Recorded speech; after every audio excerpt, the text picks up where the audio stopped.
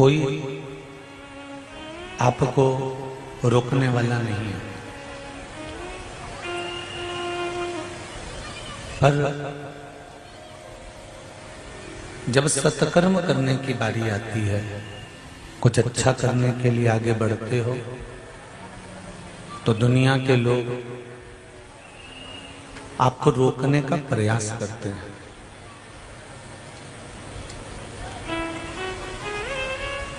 कहीं भजन में जा रहे हो, कीर्तन में जा रहे हो, मंत्र जाप में जा रहे हो, नाम जाप में जा रहे हो, स्मरण में जा रहे हो,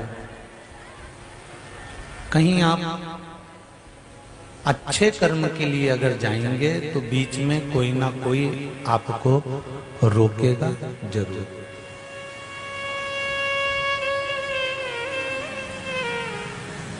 पर जब आप कोई अच्छे कर्म के लिए आगे बढ़ते हो, अच्छे कर्म के लिए जाने लगते हो, दुनिया भले तुमको रोके, मना नहीं है, पर ये पक्का है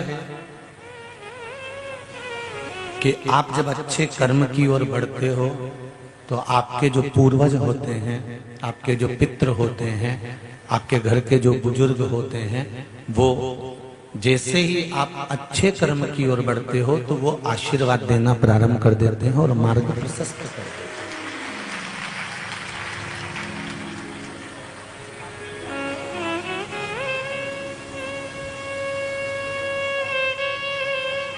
मैंने तेरे ही भरोसे ओ बाबा, तेरे ही भरोसे हवा विच उड़ती जाऊंगी बाबा, डोर हथों छठी में कटी जाऊंगी।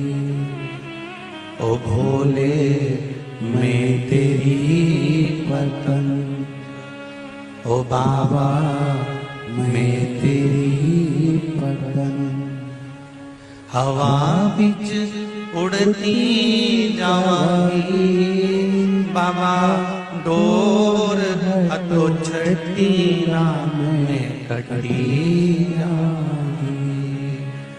हम अच्छे कर्म की ओर जब बढ़ते हैं तो हमारे पूर्वज, हमारे कुल देवता, हमारे पितृ देवता, हमारे आहूत देवता हमको वर देते हैं।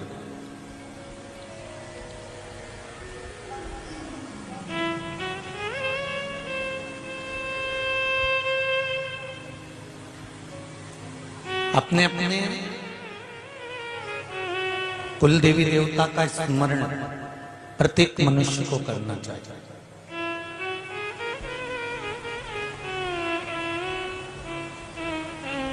करते हो आप लोग? अपने अपने कुल देवी देवता को याद करते हो कि नहीं करते हो? करते हो। और शिव पुराण कहती है कि, मान लो स्कंद पुराण कहती है, शिव पुराण कहती है कि अगर कुल देवी देवता का नाम तुम्हें नहीं मालूम, स्थान नहीं मालूम, या तुम उनको नहीं जानते कि वो कहाँ हैं, हमारा कुल देव कौन है, हमारी कुल देवी कौन है, तो घबराना नहीं है। फिर शंकर और पार्वती को अपना कुल देवी देवता मान लेना चाहिए।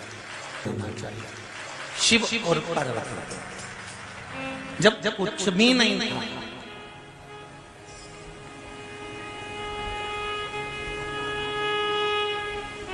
अरे भाई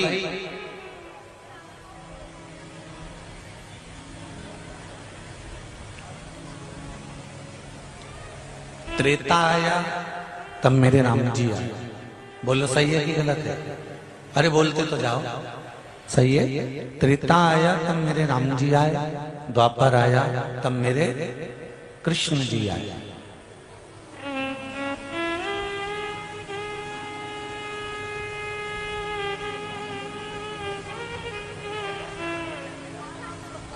पर कई लोगों ने कहा, गुरुजी आप हमेशा सनातन धर्म की बात करते हो, सनातनियों की बात करते हो। सनातन धर्म राम जी से चालू नहीं हुआ है। सनातन धर्म भगवान कृष्ण से चालू नहीं हुआ है। सनातन धर्म तो सतयुग से भी आगे से प्रारंभ हुआ है जो आज तक चल रहा है।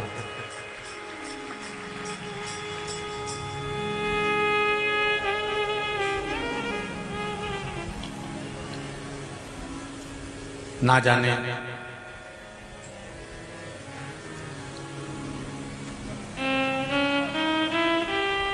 त्रेता आया मेरे राम जी आ गए, द्वापर आया मेरे कृष्ण भगवान आ गए,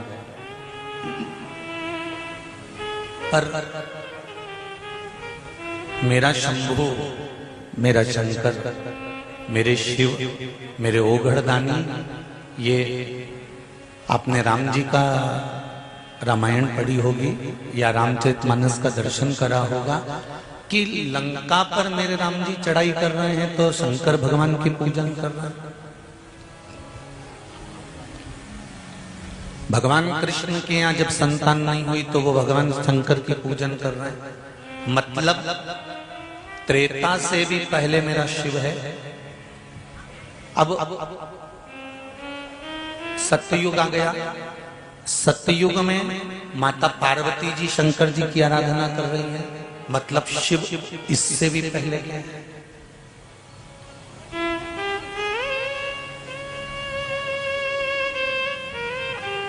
ये सभी देवी देवताओं की मूर्ति तो बाद में बनी। सबसे पहले तो जो ब्रह्मा और भगवान विष्णु ने जो घर्षण कर कर और घिस कर अग्नि का जो शिवलिंग प्रकट करा था, एक प्रतिबिंब प्रकट करा था, मृत्यु लोक में सारी मूर्तियां देवताओं की बाद में बनी। सबसे पहले अगर इस पृथ्वी पर कोई मूर्ति होती थी तो वो केवल शिवलिंग होता था, इसके सिवा कुछ नहीं, कुछ भी नहीं। आज भी भारत की भूमि को जहां से तुम खोदोगे, पृथ्वी को जहां जहां से खोदना चाहो खोदना चालू कर दो, उसके नीचे शिवलिंग जरूर मिलेगा, ये निश्चित है, क्योंकि कुछ था ही नहीं शंकर के सिवा।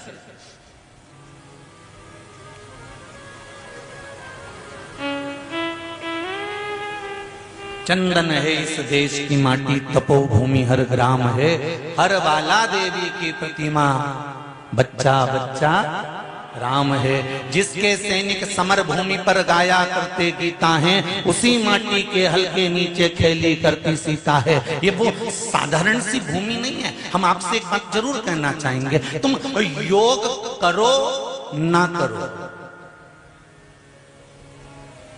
योग जानते हो ना? अरे बोलो तो समझ, जानते हो ना? तुम योग करो चाहे मत करो, पर एक बात इस व्यासपीठ से कहना चाहूंगा कि सनातनियों का सहयोग जरूर करो। योग से मतलब नहीं, सहयोग से मतलब। जब सनातन धर्म की बात आ जाए और सनातन धर्म जब सम्मुख में आकर खड़ा हो जाए और उस पर जब विरोध दिखने लगे, तब छाती ठोक कर कहना कि मैं झांसी की रानी हूं और मैं अहिल्याबाई, मैं कोई साधारण नहीं हूं।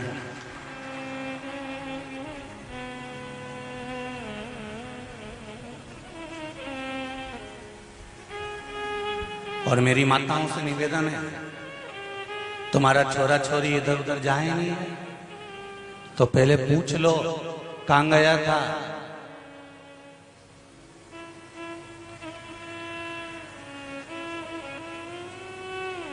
सत्कर्म की ओर बढ़े।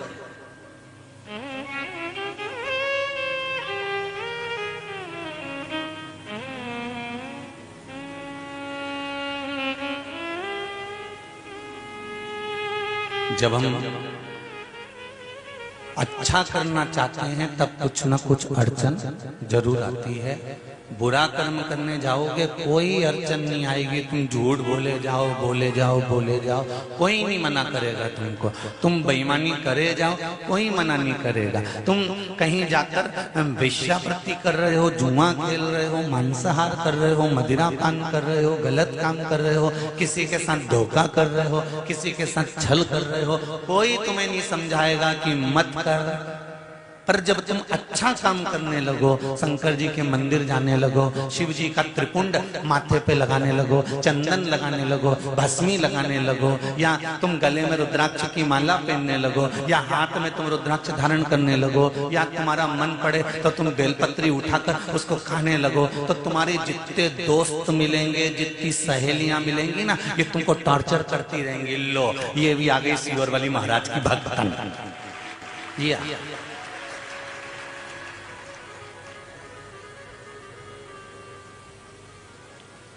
तुम शंकर मंदिर गए और तुमको टोकने वाले ढेर मिल गए। तुमने गले में रुद्राक्ष की माला पहनी और तुम्हें टोकने वाले मिल गए। तुमने हाथ में रुद्राक्ष पहना और तुम्हें टोकने वाले मिल गए। तुमने त्रिपुंड लगाया और तुम्हें टोकने वाले मिल गए। मैं तो ये नवयुवक भाइयों से कहना चाहूंगा कि अगर तुम्हारा लकी समय नहीं चल रहा हो और तुम्हें गुड लकी बनना है, तो मस्तक पर सोमवार की सोमवार त्रिपुंड चंदन का लगाना प्रारंभ कर दो, एकदम लकी बन जाओ, यह पक्का।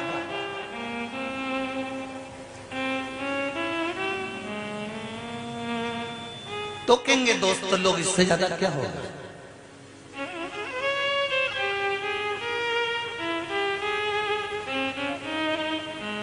पहले हंसी उड़ती है जो धर्म की ओर बढ़ता है, सत्कर्म की ओर बढ़ता है, अच्छे कर्म की ओर जो बढ़ता है, पहले उसकी हंसी उड़ती है, फिर उसका विरोध होता है।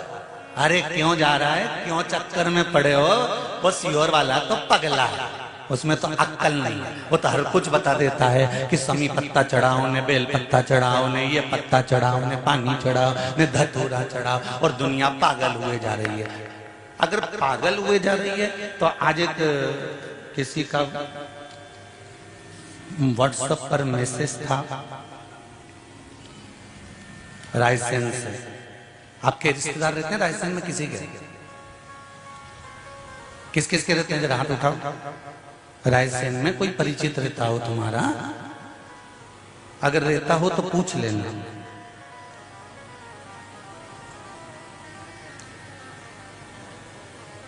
वहां पर मुकेश जी रजक है, रजक समाज से हैं, भोला टेंट हाउस है उनका।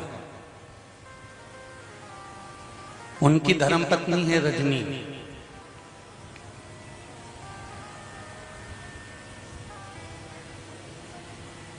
जो जज की परीक्षा 50 बार दे चुकी थी पर पास नहीं हुई, हार गए। पत्नी ने कहा, मैंने यूट्यूब पे सुना है कि शिव महापुराण की कथा पूरी सुन लो और जो कामना कर कर सुनो वो कामना शंकर जी पूरी करते हैं।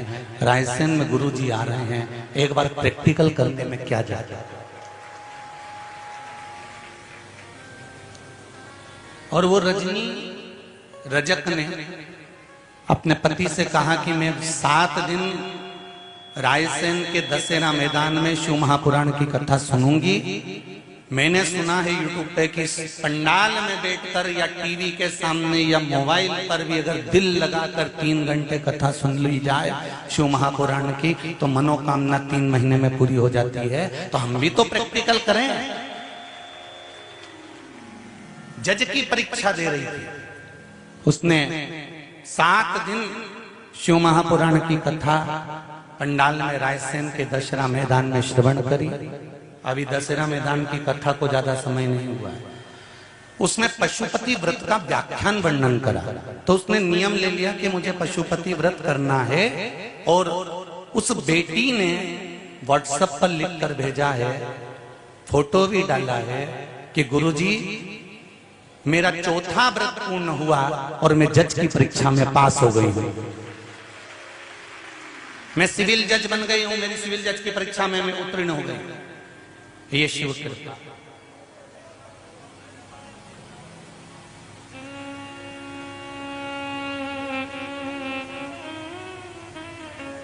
मुकेश जी रजक जी की धर्म पत्नी भोला टेंट हाउस वाले के यहां से, जरा पता करिए। उसने खुद लिखकर भेजा कि शंकर जैसा उदार कोई नहीं हो सकता। और मेरा जीजियों से निवेदन है, जितने भाई लोग यहाँ कथा में बैठे हैं, अपार संख्या है आपकी, अपार संख्या। 3 दिन से 4 दिन से टेंट लगाने वाले, टेंट बड़ा बड़ा बड़ा बड़ा बड़ा रतलाम का पूरा टेंट लाके लगा दिया है।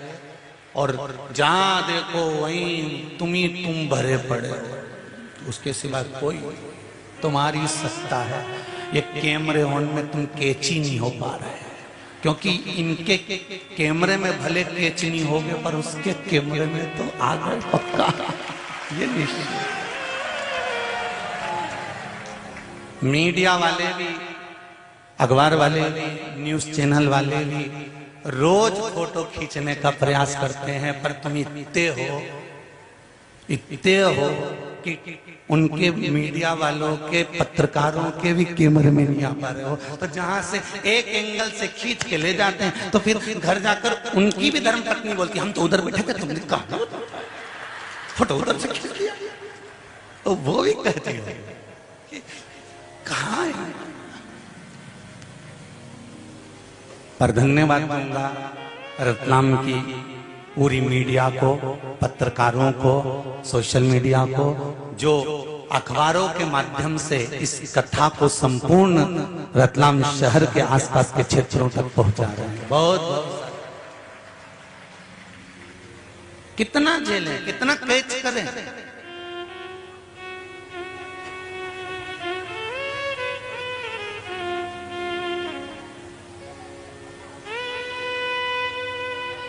आपकी भक्ति बड़ी प्रबल है, पर एक निवेदन जरूर करूंगा कि भक्ति में दिखावा मत करना। दिल से शिव महापुराण की कथा सुन रहे हो, दिल से शंकर जी की पूजन दिल से करना। जो मांगोगे मेरा देवाधिदेव महादेव देने में देरी नहीं करेगा। दिल से मांगो, दिल से।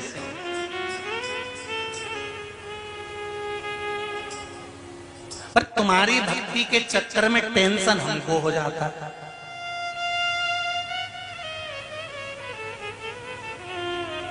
रोज इसी ओर से फोन आ रहा है, गुरुजी परसों के दिन एक ट्रक गिट्टी डलवाई थी, दूसरे दिन मालूम नहीं पड़ी। हमने कहा कहाँ गई, कि माताएं आती हैं, आप ही ने कहा कंकर संकर सब ले जाती है। बड़ी परेशान, बड़ी परेशान।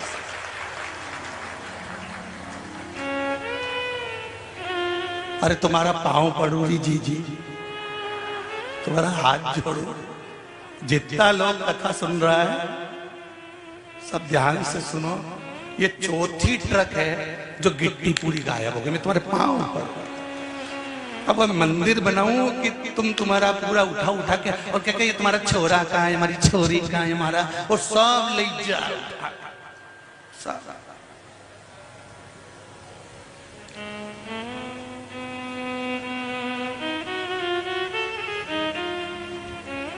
सत्संग करो, भजन। हमने ये कहा है कि कंकर संकर है, मतलब शिव हर जगह पर विराजमान है। लता में, पत्र में, पशु में, पक्षी में, जलचर में, थलचर में, वायुचर में। और शंकर केवल कंकर में ही नहीं, जब आपका जन्म हुआ था आप भी एक पिंड थे, शिवलिंग की तरह, एक पिंड की तरह थे। और पिंड होने के बाद जब आपका जन्म हुआ तो शिव रूपी श्वास आपके शरीर को दी गई। और शिव रूपी श्वास जब आपके शरीर को दी गई, जब आदमी जब तक चल रहा है तब तक ये शरीर है।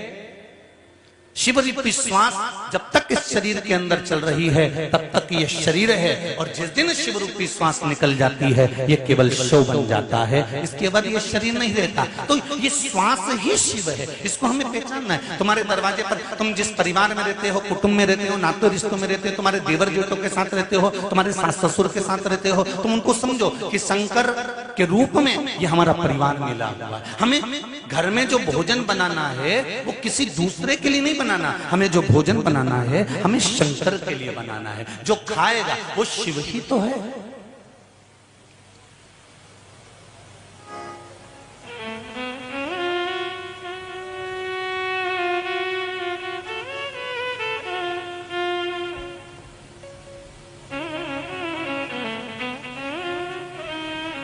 जो पशु को पूजते हैं, पक्षियों को पूजते हैं, नदियों को पूजते हैं, देवताओं को पूजते हैं, कंकर को पूजते हैं, वृक्षों को पूजते हैं, आकाश को पूजते हैं, पाताल को पूजते हैं, तारों को पूजते हैं और सूर्य चंद्र को पूजते हैं। यही तो सनातन धर्म की पहचान है।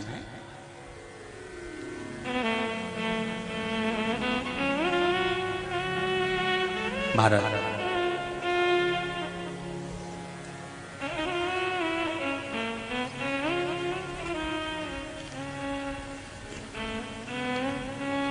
बस हमारी भक्ति में दिखावा नहीं होना चाहिए और भक्ति का बल श्रेष्ठ होना चाहिए। भक्ति का बल श्रेष्ठ कैसे होगा?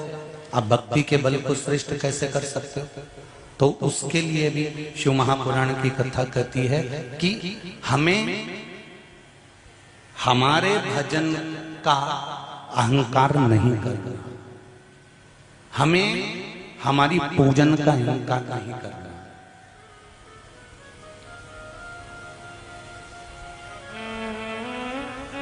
भक्ति का बल बढ़ जाएगा अपने आप। हम जब पूजन करते करते, भजन करते करते, स्मरण करते करते, दान करते करते, सत्कर्म करते करते, जब हम अपना खुद का बखान करने लगते हैं कि मैं जो पूजन करता हूं मेरे बराबर कोई नहीं कर सकता, मैं जो स्मरण करती हूं मेरे बराबर कोई नहीं कर सकता, तो फिर कहीं ना कहीं हमारा भक्ति का जो बल है वो घट जाता है।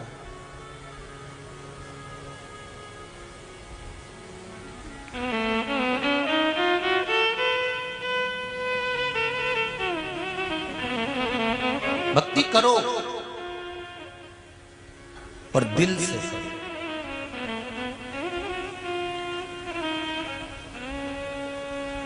आप भी करो। कल कथा कह रही थी चांगुना की कि अपने बेटे को भजन का बल दिया, एक फल शिवजी को दिया, वही फल उसने खाया तो वो फल का बाल बांका नहीं हो पाया। बाद में बेटा दौड़ कर आया और उसने भी भोजन करा। फिर वो थाली में मांस नहीं रहा था, 56 भोग बन गए थे।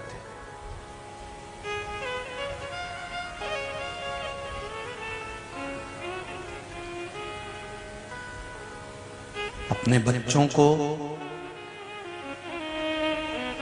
जंगल का शेर बनाओ, पिंजरे का नहीं।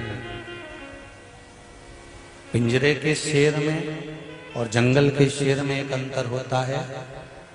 जब गवर्नमेंट ने, सरकार ने, भारत की सरकार ने जब जादूगरों के पास में, सर्कस वालों के पास में खबर करी, सुनो कोई भी सर्कस वाला अपने सर्कस में जानवर नहीं रखेगा, शेर नहीं रखेगा। तो सर्कस वालों ने पूछा कि इन शेरों का क्या करें जो हैं हमारे पास में? तो कहा इनको जंगल में छोड़वा। वन विभाग वालों को बुलाया गया, उनके गले में कोई सिम लगाकर जंगल में छोड़ा गया।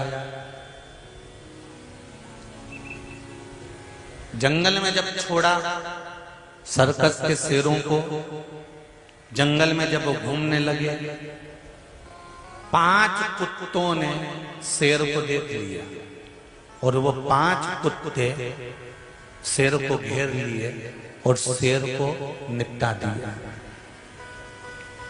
ऊपर से खबर आई कि ये शेर कैसे मरा, तो कहा साहब ये 5 कुत्तों ने मार दिया। तो कुत्ते बड़े विचित्र थे कि शेर विचित्र था। कुत्तों ने शेर को मार दिया? हाँ, कैसे मार दिया? तो कहा साहब जो जंगल का शेर होता है नहीं सर, वो शेर दमदार होता है।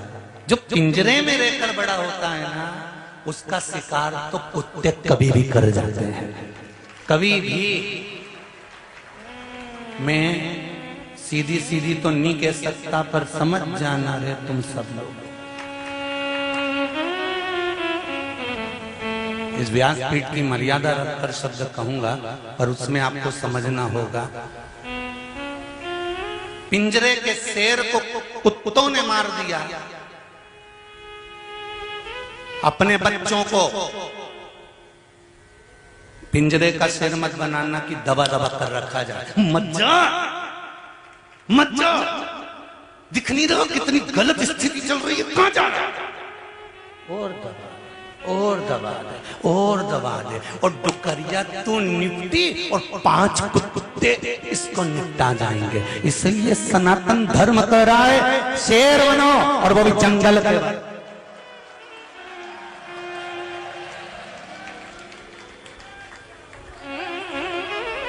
और जिस दिन जंगल के शेर बन जाओगे, तुम्हारी धाड़, तुम्हारी धमक, अकेलापन, अब तुम्हें कुछ नहीं करना है। जिस दिन मस्तक पर त्रिपुंड लगाया और गले में रुद्राक्ष की माला, बस नैनों में, गले में रुद्राक्ष और नैनों में भद्राक्ष, इतने में तो कुत्ता आ जाए अब सामने।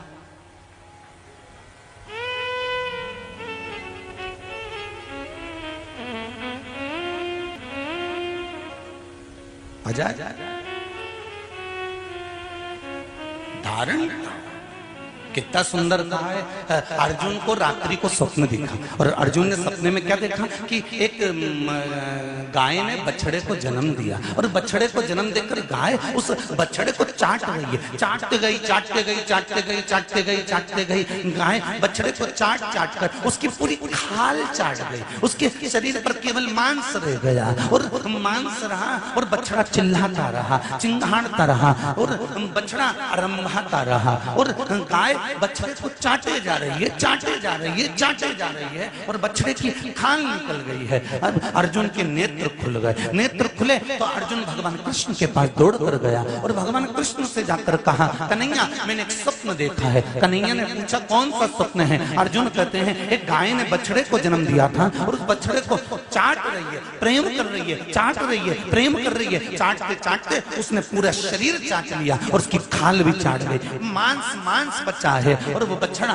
मरने की कतार पर आ गया है। क्या ये क्या है? भगवान कृष्ण कहते हैं अर्जुन ये स्वप्न नहीं है, ये कलयुग का दर्शन हो रहा है। कलयुग में माता पिता अपने बच्चे को जन्म देंगे, इतना प्रेम जताएंगे, इतना लाड़ जताएंगे, इतना प्रेम, खाना नहीं खाए तो मोबाइल पकड़ा देंगे। माँ दिन भर उसको पीछे दौड़ दौड़ के खिलाएगी, मारा छोरा, मारा छोरा, मारा छोरा, और जब बच्चा रोए तो उसको गोदी में खिलाएगी। वो जो कहेगा माँ को करना पड़ेगा, वो जो कहेगा बाप को करना पड़ेगा। माँ मुझे 500 रुपए चाहिए, 1000 निकाल कर देगी। माँ मुझे ऐसे कपड़े चाहिए, माँ कपड़े सिलवा कर देगी। माँ मैं इस दुकान से कपड़े नहीं लूंगा, उस दुकान पर जाऊंगा, मैं इंदौर जाऊं, रतलाम जाऊं, मैं बस ये बच्चे का प्रेम। अर्थात गाय अपने बछड़े को चाटे जा रही, चाटे जा रही, चाटे जा रही। तुम भी अपने बच्चों को शे दिए जा रहे, दिए जा रहे, दिए जा रहे, और इतना बिगाड़ दिया कि जैसे ही अब बच्चा कुछ नहीं कर रहा। बच्चा अब दिन भर में 50 बार अपने माँ बाप से ही झूठ बोल रहा है, और कहाँ जा रहा है और कहाँ बता रहा है। इसमें तुम्हारी गलती है। ये कलिकाल की लीला भगवान कृष्ण कह रहे हैं। अपने बच्चे को ज्ञानवर्धक बनाइए, संस्कारवान बनाइए, विद्यावान बनाइए, धैर्यवान बनाइए, और वीर बनाने का प्रयास करिए। और बच्चों को जंगल का शेर बनाना, पिंजरे का नहीं, ये तुम्हारे हाथ में है, कोई दूसरे हाथ में नहीं है। सामने राष्ट्रीय स्वयंसेवक संघ का एक कार्यालय लगा हुआ है, उसमें किताबें मिल रही होंगी शायद, मुझे उम्मीद है। 50 चीज बाद में खरीदो, पहले वहां से एक किताब खरीदो जिससे हम अपने बच्चों को संस्कार दे सकते हैं कि इसको पढ़ो। नहीं समझ में आए तो हमसे पूछो।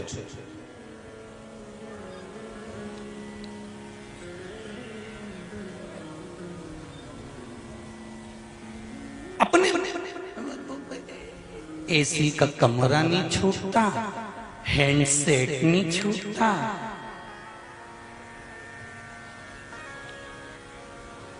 अब ऐसे भेरू की शादी भी कर दो तो इसे कहीं लुगाई छूटे।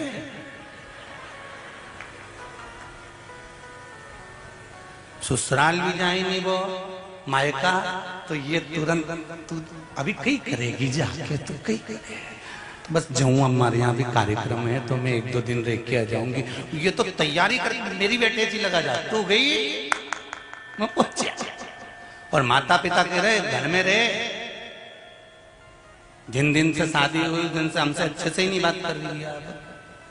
ये आदत किसने डाली है? आपने अपने उसको संस्कार नहीं दे पाए।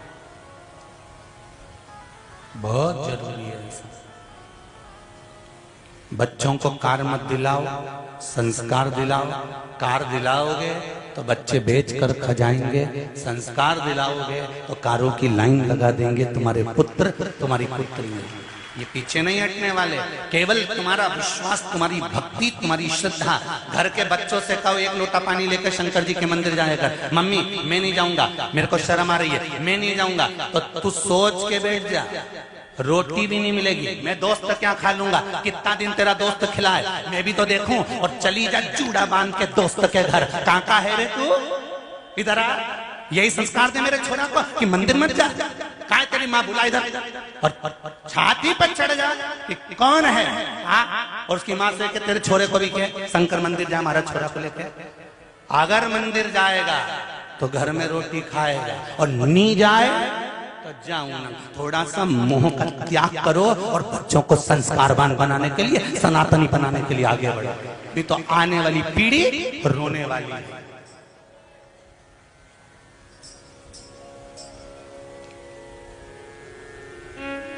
पति दुकान से आए, तुम्हें मालूम है इतनी बजे दुकान से आएगा, मोबाइल में कथा लगा दो शिव महापुराण की।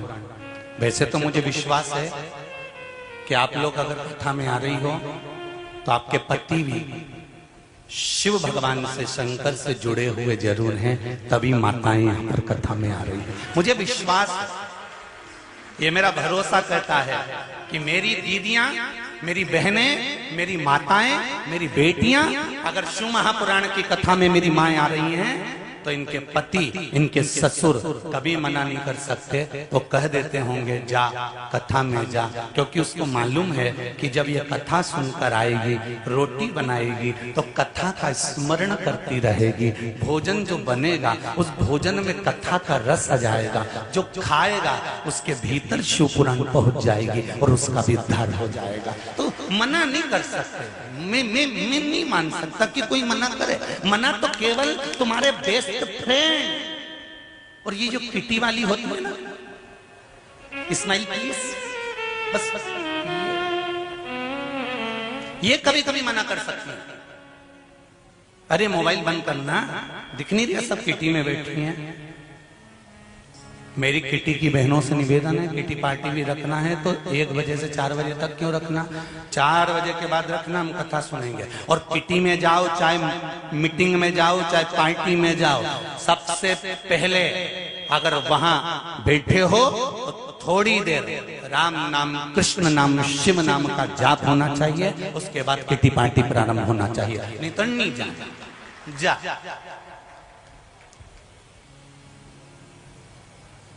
अरे थोड़ा बदलो तो अपने आप को। कथा सुन के जाने के बाद घर के लोग भी तुमको देख कर कहें अम्मा थोड़ी बदली बदली दिख रही है, तो समझो तो बदला हुआ, नहीं तो जैसी थी धापों की भाई वैसी की वैसी, तो कहीं मतलब नहीं। थोड़ा सा बदला जिंदगी का थोड़ा बदला।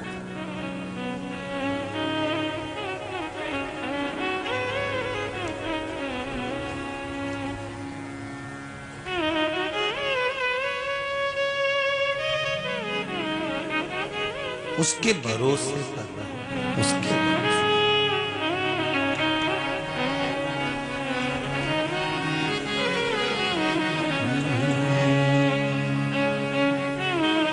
की कथा कह रही है महाराज, भगवान शंकर का स्मरण कर रहा है। आप करो शिव भक्ति, मस्तक पर त्रिपुंड हो, गले में रुद्राक्ष की माला हो, मुख पर शिव का नाम हो, श्री शिवाय नमस्तुभ्यम। साथ में बोलिए जरा सभी लोग, जो दिल की बात है वो बाबा से कहते हुए, भगवान शंकर को बोलते हुए हृदय से कहिए। श्री शिवाय नमस्तुभ्यं, श्री शिवाय नमस्तुभ्यं, श्री शिवाय नमस्तुभ्यं, श्री शिवाय नमस्तुभ्यं, श्री शिवाय नमस्तुभ्यं। भगवान शिव का ये मूल मंत्र जब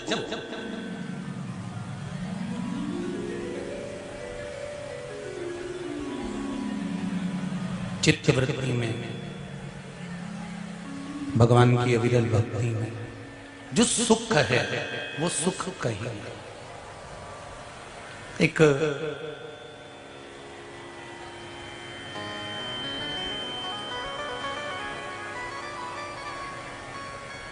बार माता पार्वती जी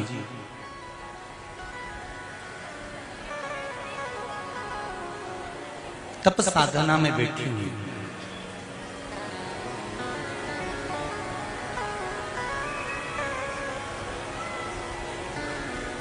और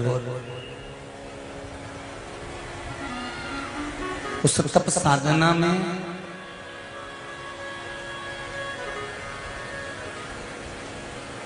विघ्न डालने के लिए तारकासुर आया।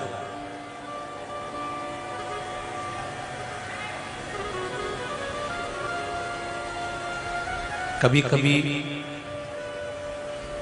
जिनसे आस लगाकर बैठते हैं ना, वो भी दुख देकर चले जाते हैं।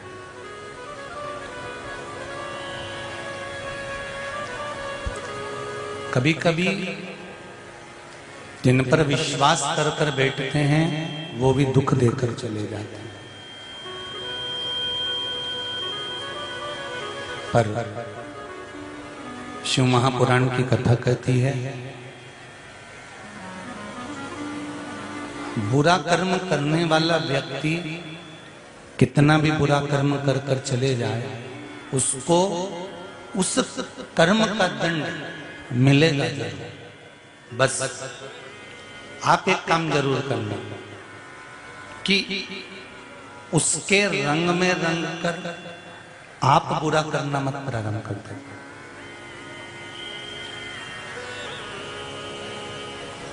एक संत गंगा जी का स्नान कर कर आ रहे हैं, और एक व्यक्ति जो उनसे ईर्ष्या रखता है, जलन रखता है, उनसे ईर्ष्या का भाव रखता है, वो पेड़ पर चढ़ा हुआ है और उनके ऊपर पान थूक रहा है।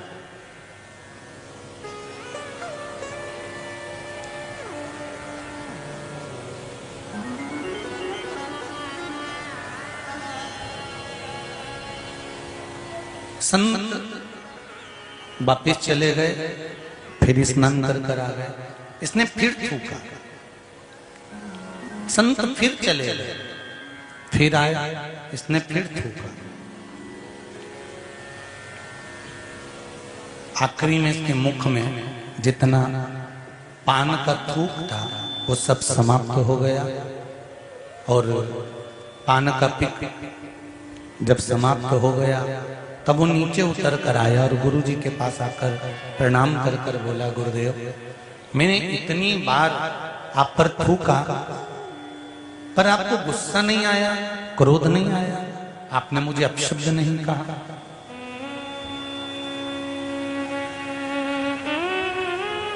गुरु जी बोले,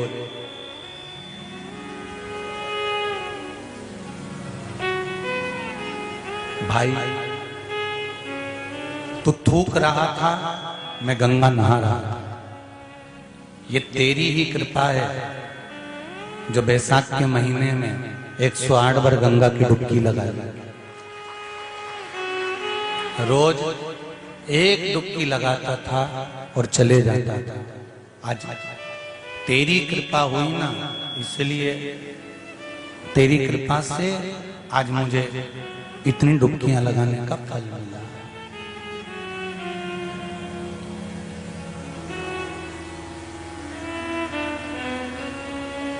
सामने वाला गलत करे, करने दो। आप शब्द बोले, बोलने दो।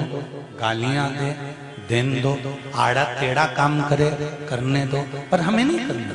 ये पार्वती माता का चरित्र कर रहा है। माता पार्वती तब साधना में लगी रही, उन्हें कोई मतलब नहीं कि तारकासुर कर क्या रहा है।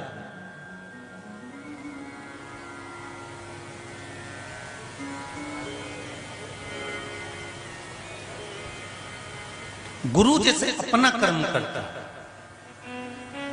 माता पिता अपना कर्म करते हैं, बस गुरु का काम क्या है? शिष्य को निर्मल कर देना और निर्मल कर कर उसको परमात्मा के दरवाजे पर लाकर छोड़ देना।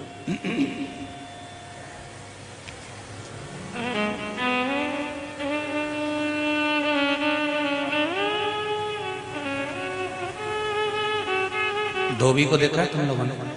धोबी, उसके कपड़े से कोई लड़ाई है क्या? धोबी की कपड़े से कोई उसकी परेशानी है क्या? कपड़े से कोई उसका विवाद है क्या? अरे बोलो तो जम के। नहीं है, नहीं। जब उसके कपड़े से लड़ाई नहीं है, विवाद नहीं है, परेशानी नहीं है, फिर वो कपड़े को तक क्यों रगड़ता है? कपड़े को ले जाएगा गर्म पानी में, उसको उकालेगा, डालेगा, फिर घाट पे ले जाके जो कूट पत्थर पे, और बच जाएगा तो मोगरी से कूट, मोगरी से बच जाएगा तो ब्रश से रगड़ने के बाद में फिर पानी में पच्छी, फिर पच्छी, फिर पच्छी, फिर धूप में डाल दिया 2-3 घंटे के लिए, कड़क की धूप उसमें पटक दिया, फिर वापिस लाया, प्रेस गरम करी और गरम प्रेस के ऊपर धर के और उसका सारा सल मिटा दिया, और सल मिटा के घड़ी करके फिर उसको ले जाके सेठ जी के यहाँ वापिस दे दिया। अब धोबी की कपड़े से कोई लड़ाई है क्या? अरे बोलो तो जम के। नहीं है, नहीं।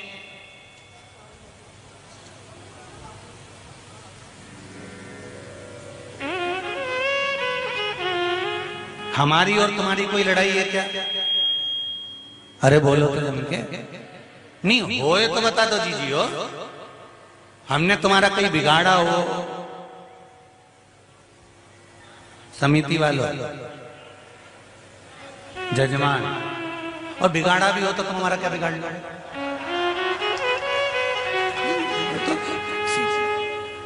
हमारी तुम्हारी कोई लड़ाई है क्या? नहीं। धोबी की कपड़े से कोई लड़ाई है क्या? नहीं।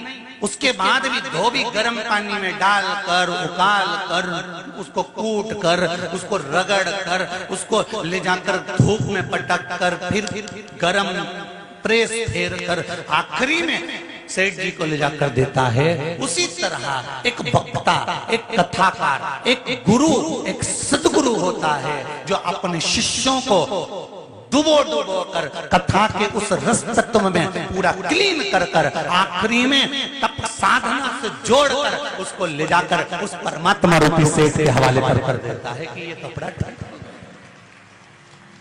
न गुरु की चेले से कोई निंदा है, न चेले की गुरु से कोई निंदा है।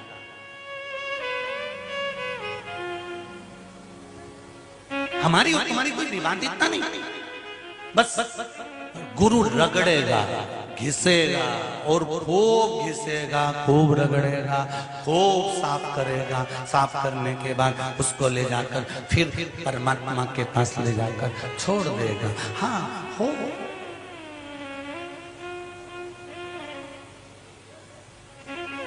धोबी कपड़े को साफ करने की कुछ भेंट लेता है, गुरु भी कपड़ा साफ करने की भेंट लेता है। वो भेंट है आपका समय, और वो कीमती समय आपको शिव को दे दो। शंकर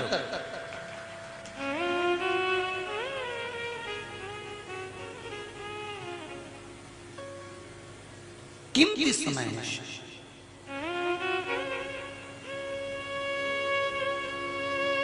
आज सवेरे एक माता जी कह रही थी, गुरु जी कथा करते हैं तो कितनी दक्षिणा लेते हैं? हमने कहा यही तो जजमान है तुम्हारे सामने, इनसे पूछ लेना। 50 लाख दिए कि 20 लाख दिए कि 10 लाख दिए कि 40 लाख दिए कि 25 लाख दिए कि 30 लाख दिए कि 1 करोड़ दिए, कितने दिए? जजमान से पूछना तो बताएगा। और रायसेन कथा कर कर आए उन जजमान से पूछना, हाले कोसा करके आए उनसे पूछ लो, हरिद्वार करके आए उनसे पूछ लो, दूसरे यहाँ बैठे हैं सूरत वाले 4 कथा करवा चुके, इनसे पूछ लो किसी और वाला महाराज कितना लेता है।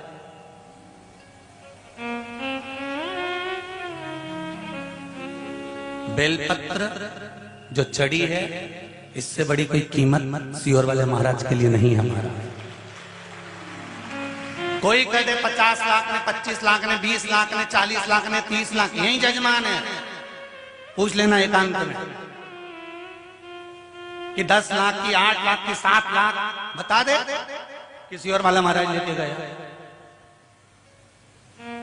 केवल एक बेलपत्र और शिव भक्ति तुम्हारी। हाँ, इतना जरूर कहूंगा कि जो आते हैं उनके बैठने की व्यवस्था और माइक कथा की व्यवस्था ये जरूरी है, और पानी की व्यवस्था जरूरी है, जिससे कोई को तकलीफ ना हो। ये जरूर करो, भजन करो, कीर्तन करो, स्मरण करो।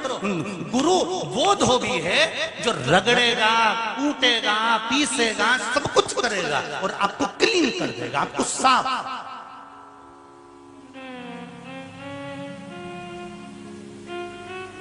और एकदम निर्मल कर आपको ले जाकर परमात्मा के सामने छोड़ देगा, भगवान के सम्मुख में ले जाकर वो छोड़ेगा। क्योंकि जैसे कपड़े को धोने के बाद, धोबी क्लीन करने के बाद में सेठ जी को देता है, गुरु भी आपके जीवन को निर्मल कर कर परमात्मा को दे देता है कि अब ये तुम्हारा हो गया, अब ये भटकने वाला नहीं है, अब ये तुम्हारा हो चुका है।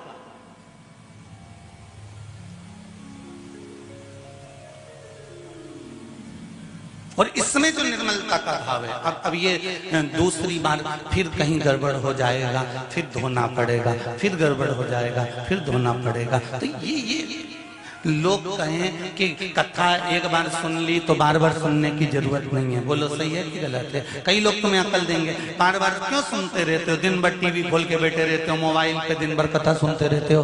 अरे जरा विचार तो करो, जितने लोग यहाँ कथा सुन रहे हैं पंडाल में, उससे ज्यादा रतलाम की दुकान दुकान में टीवियों पर कथा चल रही है महाराज। एक एक घर के अंदर, एक एक घर के अंदर सब जगह पर कथा ही कथा करने में। तो कोई कहे एक बार सुन ली, दूसरी बार सुन ली, तीसरी बार सुन ली, बार बार कथा क्यों सुनते हो? तो जैसे एक कपड़ा एक बार पहनने के बाद उनमें सल आए कि नहीं आए? अरे बोलो तो जी जी आए ना। तो उसको कितना भी तुम घड़ी बना के, हमने तो कई बार कोशिश करी कि ये धोती बार बार प्रेस के लिए नहीं भेजे, ऐसी हमने घड़ी बना के उतारने के बाद घड़ी बना के गद्दा के नीचे धर दी। पर मालूम क्या था कि वो धोती जहां से टेढ़ी हुई गई थी ना, वहां पर और 2-4 साल पड़ी गया, गद्दा के नीचे धर दी।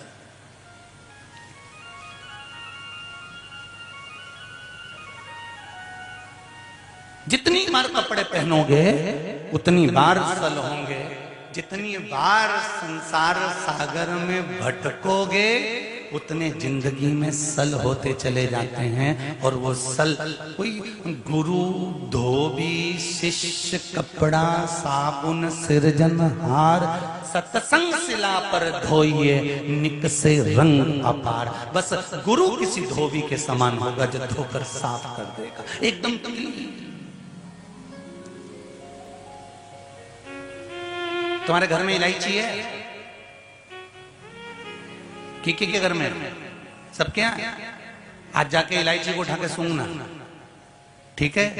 सूंघने के बाद वापिस रखना और उसको ओकली में डाल लेना, उस खलबत्ता में, और वो के बाद उसे दोचना या बेलन चकोटी पे उके पीसना, फिर सूंघना। दोनों में खुशबू सबसे ज्यादा कब आएगी? अरे बोलो जब के जब वो कुट जाएगी, पिस जाएगी, उसकी खुशबू बढ़ती चली जाएगी। बस इंसान भी ऐसा ही है। संसार की ओखली में उसका जन्म हुआ है, परिवार के मूसल से वो कूटा जा रहा है। समाज के लोग, परिवार के लोग, कुटुंब के लोग उसको कूटते हैं और दुनिया के लोग कहते हैं हम बड़े दुखी हो गए, दुखी हो गए। दुखी नहीं हुए हो, इलायची को जितना पीसा जाता है वो उतनी खुशबू देती है। संसार में आने के बाद जितना दुख झेलोगे उतनी जीवन की प्रसन्नता होगी। आपकी खुशबू आप खुद बढ़ा सकते हो। आपकी खुशबू कब बढ़ेगी? जब आप दुख झेलना चालू कर दोगे। जरा जरा सी देर में बहू उनके देती, हम तो बड़े दुखी हो गए, हम तो मर जाए तो अच्छा, तो मरो जाओ। आजकल तो फैशन चल रहा है मरने का, उसमें कौन सी दिक्कत है?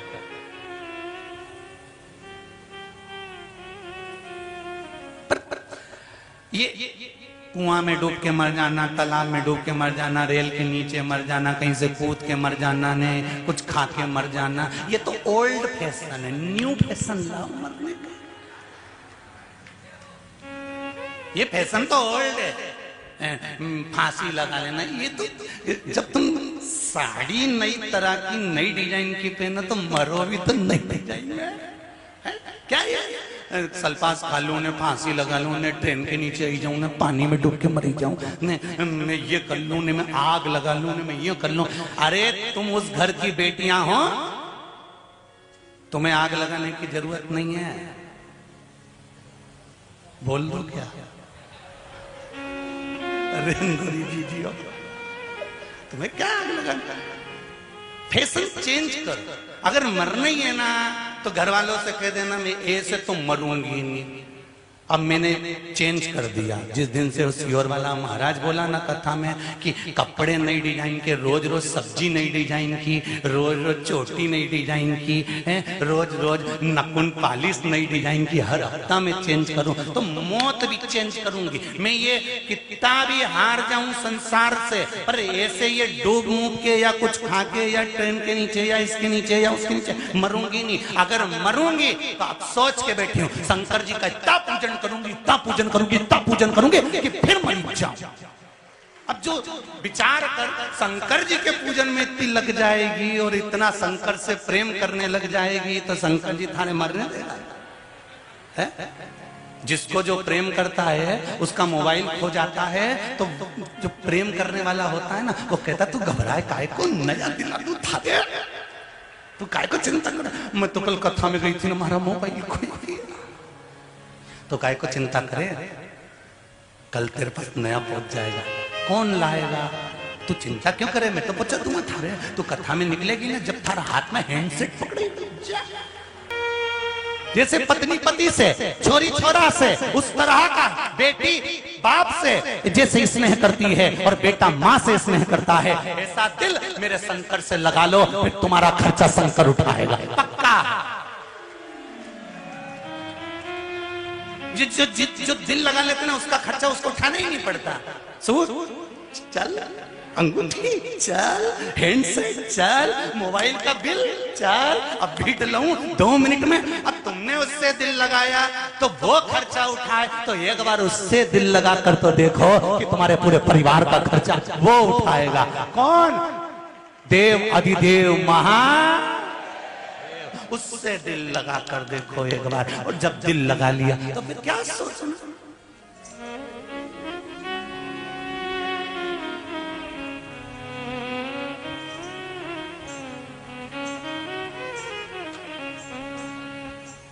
कई महाराजों को बड़ा शौक होता है कि कोई नेता लोग आए तो उनसे मिले, कोई पदाधिकारी आए तो उनसे मिले, कोई मिलने आए तो उनसे मिले। तो एक तुम्हारे से मिलने से होता क्या? एक साल मिलता है, एक माला मिलती है और 500 का लिफाफा।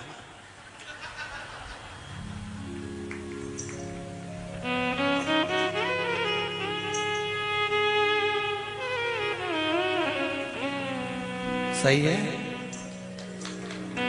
तुमसे मिलने से मिलेगा क्या? एक माला, एक लिफाफा 500 का, और साल कई करूंगा साल और माला का। मरूंगा तब भी तो लोग पहनाएंगे। क्या करना साल और माला का?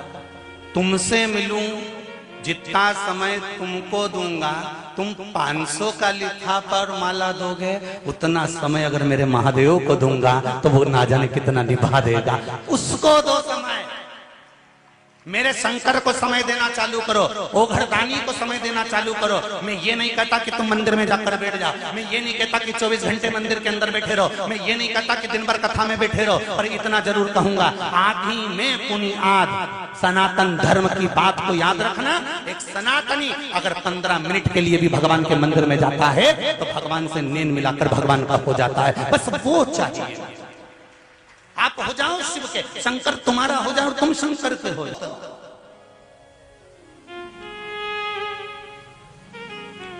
कूटेंगे पीसेंगे तब खुशबू आएगी इलायची।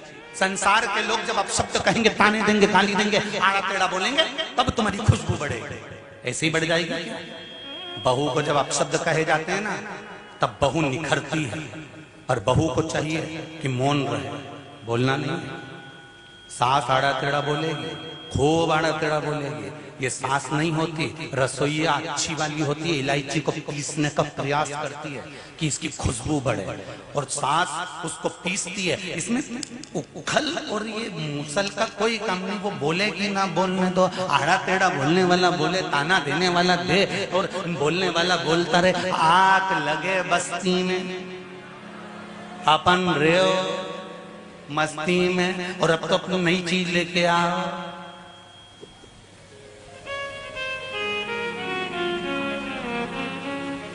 अब क्यों हंसे हो रहे हो? क्यों रो?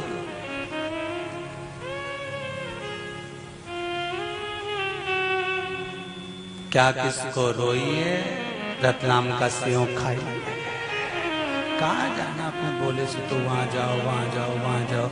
कोई ये बोल रहा है, कोई वो बोल रहा है, कोई वो बोले। तुम्हें जितना जितना लोग आड़ा टेढ़ा बोले नहीं, तुमसे कहे कि मंदिर मत जाओ, ये क्यों मंदिर जाती है, क्या रखा है मंदिर में, उतनी जोरदार खजूर वाली चोटी बना बुनू के फिर जा। और जो तुम्हें मना करे ना, के दरवाजे से ले, और बिल्कुल, और 1 घंटा तक पेंसिल लाइन चिकन डब्बा भरी, अब जाऊंगा कई।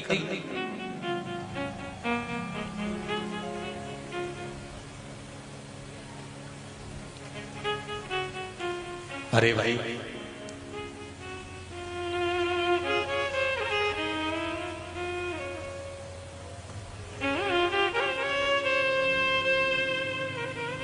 मीराबाई को कितने ताने दिए जाते थे,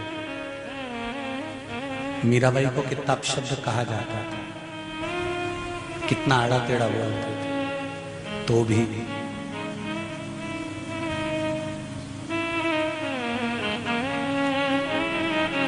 उसकी चित्त, उसकी वृत्ति, मन सांवरिया में लगा रहता था। फिर वही बात आ गई, प्रेम करोगे तो जहर भी अमृत कर देगा, इतना बल मेरे शिव में है। जहर भी,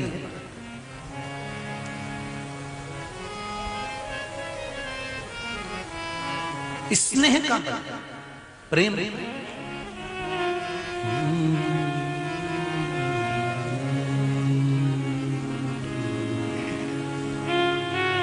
ने विचार करा कि बच्चे को मैं मार दूंगा, पर जातो राखे साइया। अच्छा, जम के बोलो, मार सके ना कोई। वहां से लिखा हुआ आ गया कि मरना है तो कोई बचा नहीं सकता।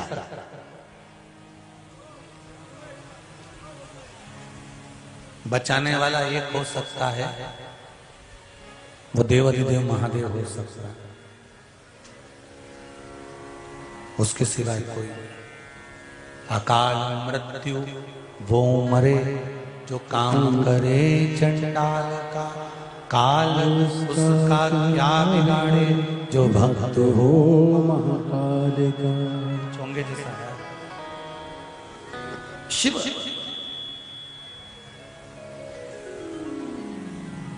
एक बचा सकता, एक पत्र आया, देखिए।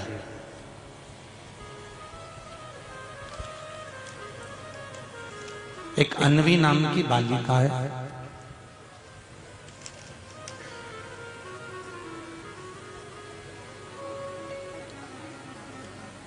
माता का नाम बीना है, पिताजी का नाम जयसिंह है, पेटलावत के हैं।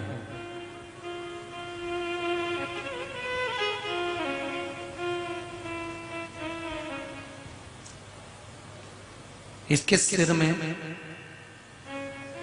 6 साल की ये बच्ची है, पानी भरा गया था। डॉक्टर ने कह दिया था कि ये बच्ची का बचना मुश्किल है, इसके ब्रेन में पानी भरा चुका है, या तो ये माइंड से बेकार हो जाएगी या शरीर इसका बस केवल पलंग पर पड़ा रहेगा। शायद इसका फोटो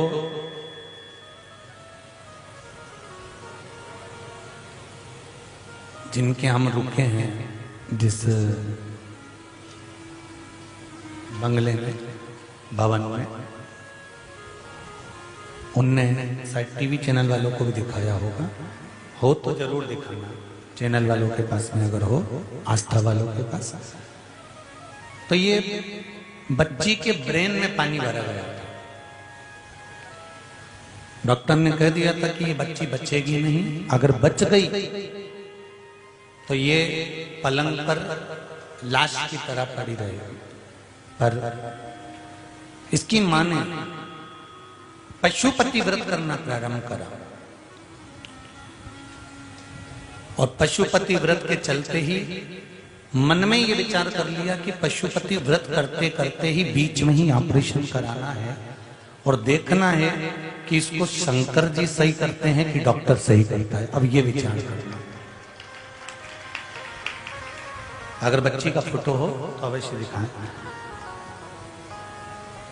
और जो डॉक्टर ने ऑपरेशन करना प्रारंभ करा, ब्रेन के पानी को उदर के माध्यम से नली डालकर निकालना प्रारंभ करा।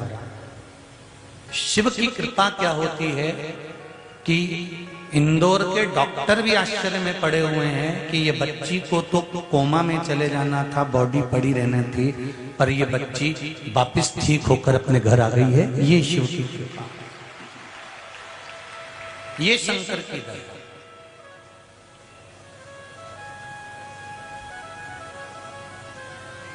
फिर निवेदन करूंगा शंकर भगवान पर, एक लोटा जल, एक चावल का दाना या एक बेलपत्र या सूर्य नारायण भगवान को, भास्कर देव को चढ़ाया गया जल कभी खाली नहीं जा सकता। एक पत्र हो।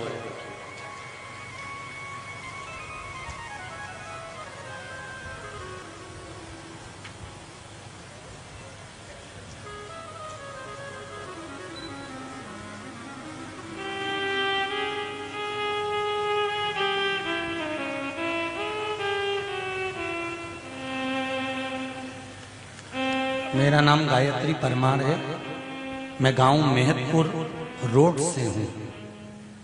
गुरुजी श्री शिवाय नमस्तुभ्यम। मैंने टीवी पर कथा सुनी तो सफेद आंकड़े का प्रयोग बताया था, वो मैंने करा। गर्भवती हूँ, मेरा 5वां महीना चल रहा है। मेरे 3रे महीने में सोनोग्राफी में जब करवाई थी तो उसमें बच्चा दानी के अंदर बच्चे के पास में गठान बता दी थी। गठान बता दी, बच्चे के पास में वो गठान, डॉक्टर का कहना है कि ये बच्चा ठीक नहीं होगा, या तो गठान रहेगी तो बच्चा श्रेष्ठता से जन्म नहीं ले सकता, हानि हो सकती है। गठान भी बड़ी बताई। तब मैंने गर्भ धारण करते ही पशुपति व्रत, जैसे ही डॉक्टर ने बोला कि गठान है, मैंने पशुपति व्रत करना प्रारंभ कर दिया। और फिर अगली सोनोग्राफी कराई तो बाबा की कृपा ऐसी रही, वो गठान गल चुकी है और सोनोग्राफी में नहीं आई। ये शिव कृपा।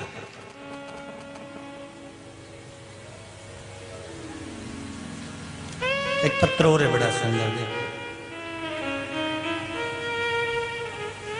मेरी शादी को 24 साल हो गए थे। गुरुदेव मुकेश संध्या स्वर्णकार बेसु का बेसुला से हैं।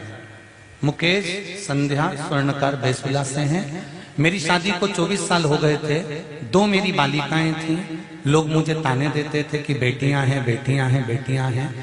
पुत्र नहीं, वंश कौन बढ़ाएगा, आगे कौन लेकर जाएगा।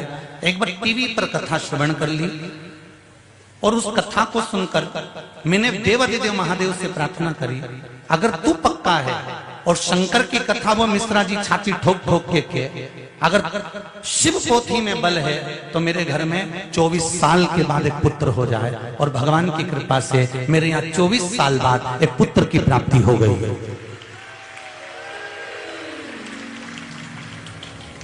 24 वर्ष के बाद में मेरे यहाँ पुत्र आ गया। ये शिव कृपा, ये शंकर की उदार, ये शिव की उदार। शंभु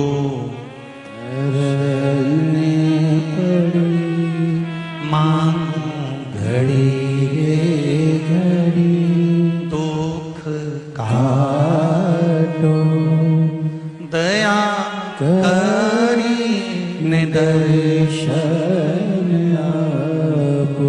ऐसा फिर निवेदन करूंगा, ऐसा कौन ये पत्र भरे पड़े हैं जीजियों, पढ़ने की ही फुर्सत नहीं, कथा वाचे कि पत्र पढ़े ढेर।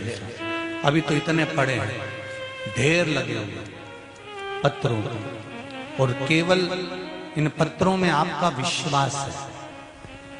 लोग कहते हैं शंकर भगवान है, हमने कहा ये सिग्नेचर करके भी गए, देख लीजिए ये शिव है, वो कृपा करता है।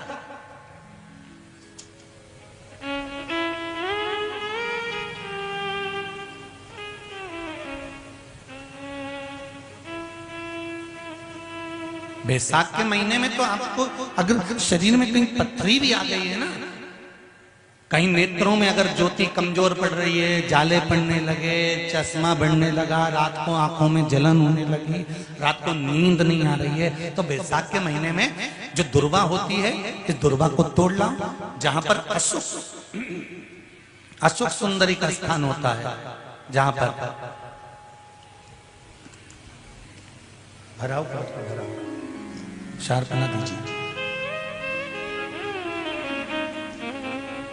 अशोक सुंदरी का जो स्थान होता है, उस अशोक सुंदरी के स्थान पर उस दुर्वा को रख दो और कुंदकेश्वर महादेव का नाम लो। कौन से महादेव का नाम लेना है? कुंदकेश्वर। उस दुर्वा को उठा कर लिया। बैसाख के महीने में कोई भी तिथि, कोई भी दिन, कोई भी वार आप बैसाख के महीने में कर सकते।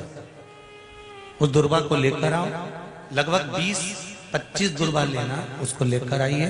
सुबह सुबह कुंदकेश्वर महादेव का नाम लेकर उसको खाना प्रारंभ कर दीजिए। एक दुर्वा रोज खाओ। जो पथरी है या नेत्रों में तकलीफ है या कोई ना कोई रात्रि को नींद नहीं आना, बेचैनी हो जाना, घबराहट होना, धीरे धीरे धीरे धीरे 20 दिन की वो दुर्वा है, 20 दुर्वा एक एक दिन खाना चालू करो। 4 या 5 दिन लगेंगे, अपने आप आपको कोई गोली खाने की जरूरत नहीं पड़ेगी, नींद अपने आप आना प्रारंभ हो जाएगी और बेचैनी। अशोक सुंदरी वाली जगह पर दुर्वा समर्पित कर कर कुंदकेश्वर महादेव का नाम लेकर, कौन से महादेव? कुंदकेश्वर महादेव का नाम लेकर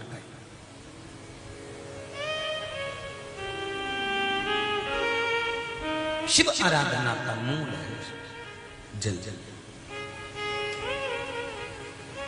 महाराज तारकासुर ने विचार कर लिया, इस बच्चे को मुझे मारना है। दाई का रूप रख लिया तारकासुर ने, बच्चे का जन्म हुआ, उसे ले जाकर फेंक दिया।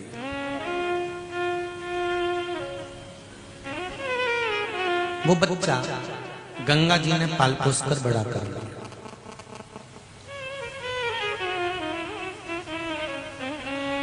गंगा जी ने उस बच्चे को पाल पोस कर बड़ा करा। एक दिन माता पार्वती को मालूम पड़ा कि जो मेरा पुत्र है, शिव की जो संतान है, शंकर भगवान का जो पुत्र है, वो गंगा जी के पास है। गंगा जी के पास जाकर निवेदन करा, हे गंगा मैया मेरे पुत्र को दे दीजिए। गंगा जी ने जब पुत्र दिया तो उसके 6 मुख थे, षडानंद कार्तिक। पार्वती मैया ने लिया और लेकर उस पुत्र को माता पार्वती ने जो ज्ञान उपदेश प्रदान करा है, जो बल माता पार्वती ने दिया है, वो बल एक ही दिया कि तुझे तारकासुर का संहार करना है।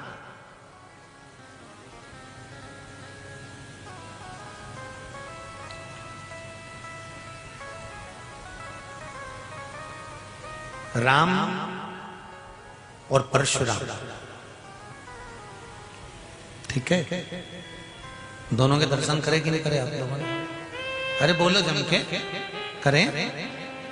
एक भगवान विष्णु का एक अवतार है राम के रूप में, और भगवान विष्णु का दूसरा अवतार है परशुराम जी के रूप में। राम और परशुराम, मेरे राम भगवान और परशुराम भगवान में क्या अंतर है? बोलो जरा जम के बताओ जरा, क्या अंतर होगा राम जी में और परशुराम जी में? राम जी और परशुराम जी में सबसे बड़ा अंतर एक ही है कि राम जी महाराज पूरी जिंदगी भर प्रूफ पे प्रूफ करते रहे, और परशुराम जी प्रूफ करने की जगह फरसा उठा के निपटाते गए।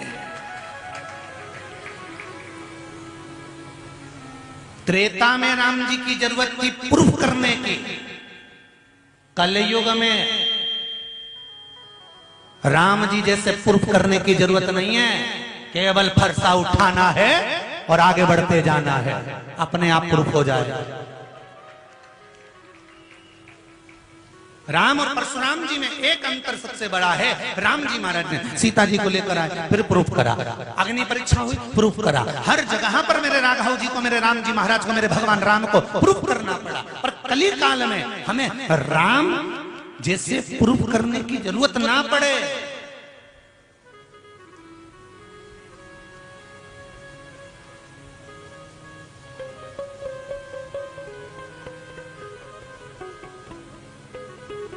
परशुराम जी जैसा बल हो, और वो बल कितना प्रबल था वो देखिए जरा, वो बल कितना प्रबल था। पिताजी ने कहा तेरी माता का सिर काट दे, और परशुराम भगवान ने सिर काट दिया। पिता प्रसन्न हो गए और परशुराम से कहा मैं बड़ा प्रसन्न हूं, तेरे भाइयों ने मेरी बात नहीं सुनी और तूने सुन लिया, अपने भाइयों का भी सिर काट दिया, माता का भी सिर काट दिया, अब मांग तुझे क्या, अब मांग तुझे क्या चाहिए? परशुराम जी का बल देखिए कितना प्रबल था कि पिताजी अगर कुछ देना चाहते हो तो इनको माफ कर कर इनका सिर वापिस जोड़ दीजिए, ये बल है। अगर तोड़ना जानते हैं तो जोड़ना भी जानते हैं। अब उसको प्रूफ करने की जरूरत नहीं।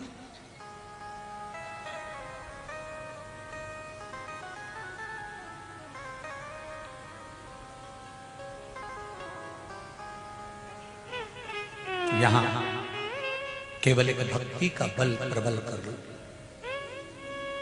मेरी माताओं से, मेरे भाइयों से लाखों करोड़ों लोग शिव महापुराण की कथा यो आस्था चैनल पर और फेसबुक यूट्यूब पर सुन रहे हैं, उनसे भी कहूंगा अगर लक्ष्मी नहीं आ रही, संपदा नहीं आ रही, व्यापार नहीं चल रहा, तकलीफ बहुत ज्यादा हो रही है, कष्ट पर कष्ट बढ़ रहा है, कोई अच्छा कर्म हो ही नहीं रहा, बैसाख के महीने में एक बीते से नाप कर छोटा सा सफेद वस्त्र ले लो, उस वस्त्र में 108 चावल के दाने रख लीजिए, एक सफेद पुष्प की पत्ती या पुष्प जो मिल जाए वो रख लो, फूल भी ना मिले तो एक चावल का दाना अलग से रख लीजिए। बैसाख के महीने में उसको अपने घर के जहां परिंदा होता है, मटका होता है, पानी भरने का स्थान होता है, जहां पर हम पानी पीने का भरते हैं, वहां उसको एक कटोरी में रख लीजिए। 3 दिन बैसाख के महीने में कोई सी भी तिथि, चाहे आप दूज, तीज, चतुर्थी ले लो, चाहे पंचमी, छठ, सप्तमी ले लो, चाहे अष्टमी, नवमी, दशमी ले लो, उसको रख दीजिए 3 दिन तक। चौथे दिन घी का दिया लेकर, वो पोटली लेकर, कुछ भेंट लेकर, जो आपकी मर्जी पड़े दान के भाव से, घी का दिया शिव जी के मंदिर में लगा दीजिए, और जो पोटली और जो भेंट है वो किसी भी ब्राह्मण जन को, गुरुजन को, किसी को भी प्रदान कर दीजिए उसको। अगर ब्राह्मण जन गुरुजन नहीं ले तो कोई इसका मोल तत्व समझता हो, कोई सौभाग्यवती माताएं हो, कोई बहन बेटियां हो, उनको भी आप दे सकते। ये लक्ष्मी की वृद्धि करने का, संपदा, रोग, आनंद, सुख प्रदान। ये रोग के लिए तो नहीं कर सकते, पर संपदा के लिए सबसे प्रबल है संपदा। कोई अगर आपका धन खाकर चले गया है, पैसा नहीं दे रहा, बस आप शिव मंदिर में जब दिया लगाएंगे और इसको वापस शिव मंदिर से पोटली को लेकर आएंगे, चाहे तो मंदिर में कोई ब्राह्मण देवता हो, पंडित जी हो, उनको भी दे सकते हैं, या किसी को भी दे, उस समय पर आपका स्मरण।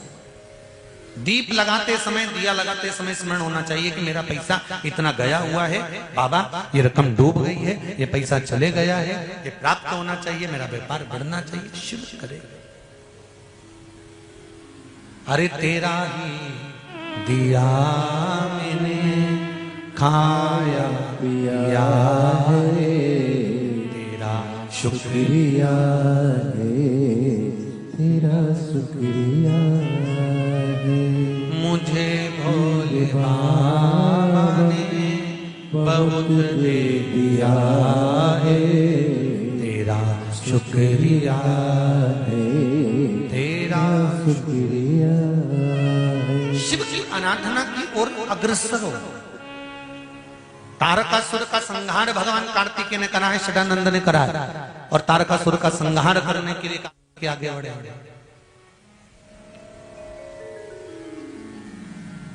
पर माता पार्वती जी ने एक शब्द कहा है कार्तिकेय को कि इस तारकासुर के हृदय में शिव बसे हुए हैं। जिसके हृदय में शंकर बसा हुआ है, उसके हृदय में बाण नहीं लगना चाहिए, चोट नहीं पहुंचनी चाहिए।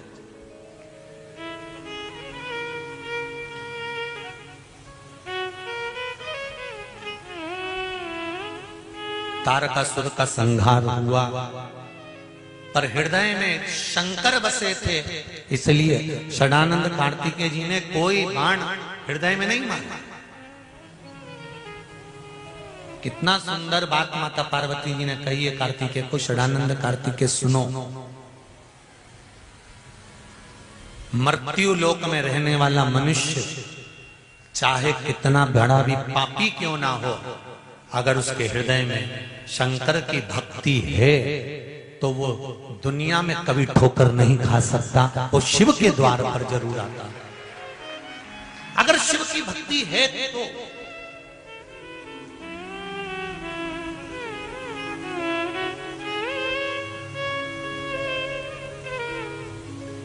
शंकर की भक्ति कभी खाने नहीं जाती। शंकर पर चढ़ाया गया एक लोटा जल, शंकर पर चढ़ाया गया एक चावल का दाना, शंकर भगवान पर समर्पित कर गई एक बेलपत्र, शंकर भगवान को दिया गया एक दाना अन्न का भी अगर तुमने शिव को समर्पित करा है तो वो खाली नहीं जा सकता।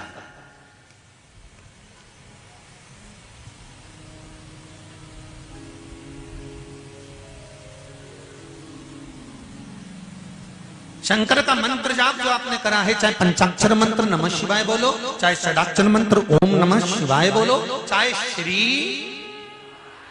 शिवाय नमस्तुभ्यम बोलो, बोलो जरा जन के श्री शिवाय नमस्तुभ्यम, श्री शिवाय नमस्तुभ्यं, श्री शिवाय नमस्तुभ्यं। करो मंत्र का जाप।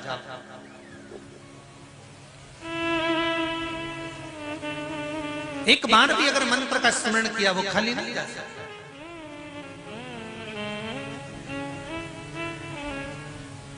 जिससे एक माता का सरल स्वभाव होता है अपने पुत्रों के प्रति एकदम सरल स्वभाव।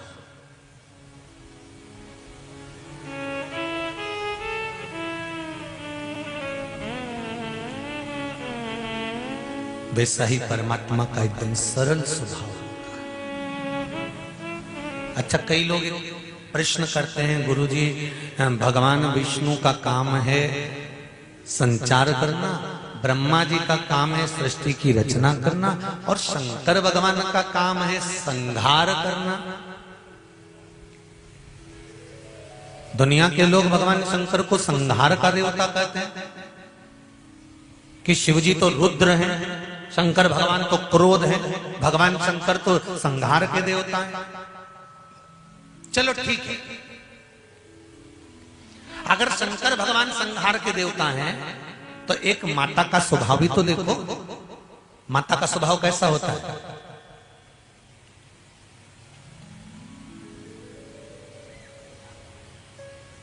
500 रुपए बेटा मांगता, मां कितने देती है? 100 रुपए। कितने देती है? 100। बेटा एक रोटी मांगता है, मां कितनी देती है? जम के बोलो जरा। 2।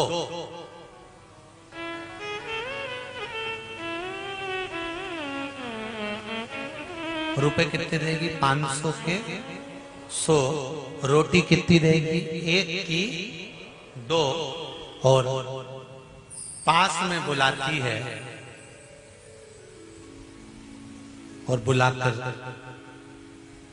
कहती है बिल्कुल नहीं मारूंगी, पास तो है। और जैसे ही हाथ लग जाता है कूट देती है। ऐसी मां होती है। क्या कहती है? नहीं मारूंगी। आ रहा है? नहीं मारूंगी बोल दिया ना जब मैंने। छोरा, ए भानु प्रताप,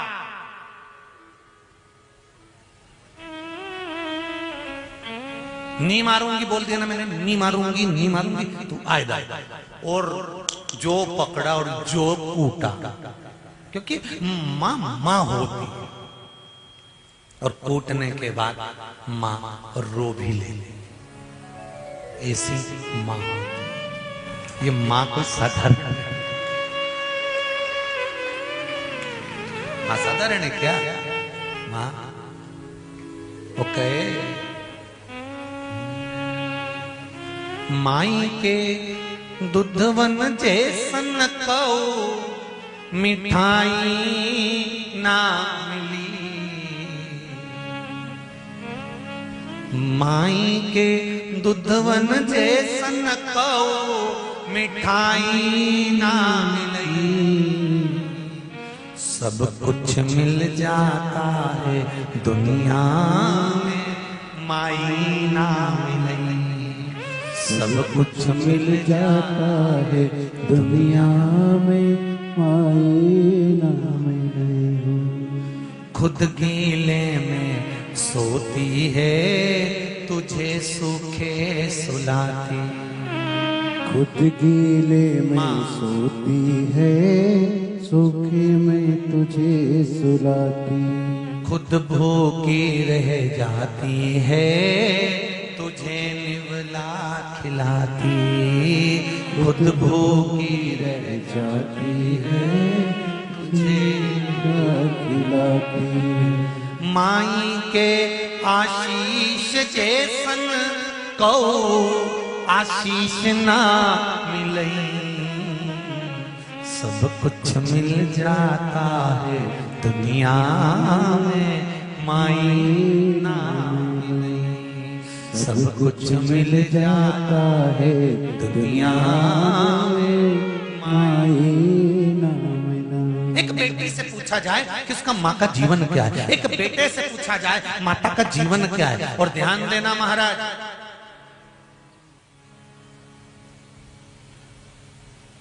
दो गाय लेकर अकबर के राज्य में एक ब्राह्मण देवता पहुंच गया। और अकबर अपने आप को बहुत बड़ा विद्वान समझता था। अकबर अपने आप को बहुत बड़ा विद्वान, अपने आप को बड़ा विद्वान समझता था कि मेरे बराबर कोई होशियार नहीं होगा, मेरे बराबर कोई विद्वान नहीं होगा, मेरे बराबर कोई विद्वत्ता नहीं धारण करता होगा। ये सोच होती है व्यक्ति की कि मैं इतना विद्वान हूं।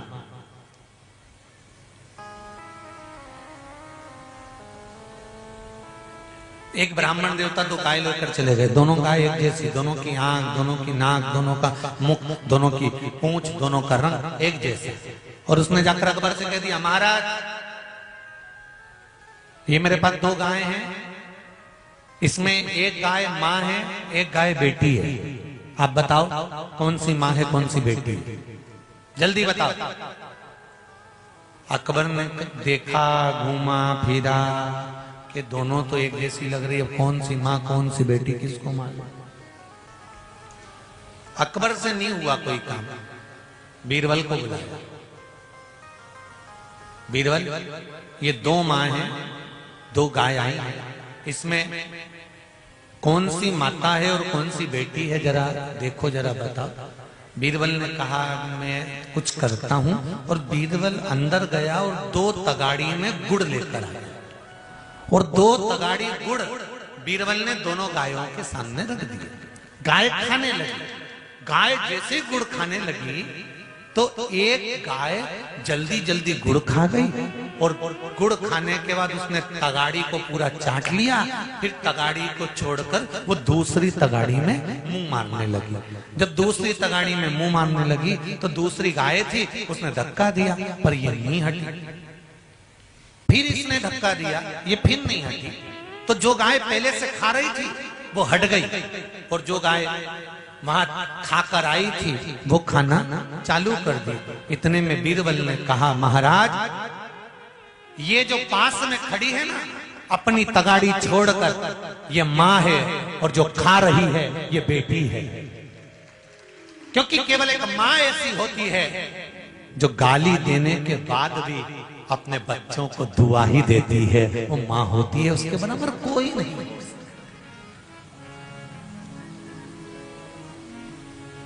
खुद गीले में सोती है, तुझे सूखे सुलाती, माई के आशीष जैसन को आशीष ना मिली, सब कुछ मिल जाता है दुनिया माई ना मिले।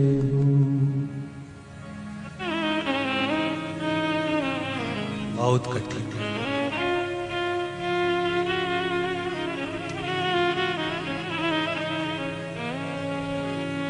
जब चली जाती है ना तब याद आता है।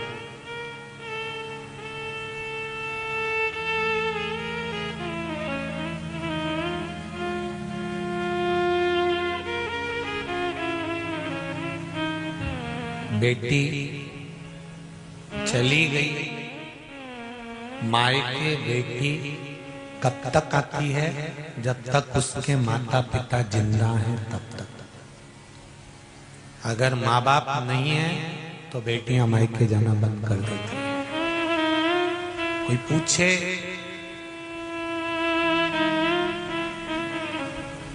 बेटी माता और पिता की प्रीत है।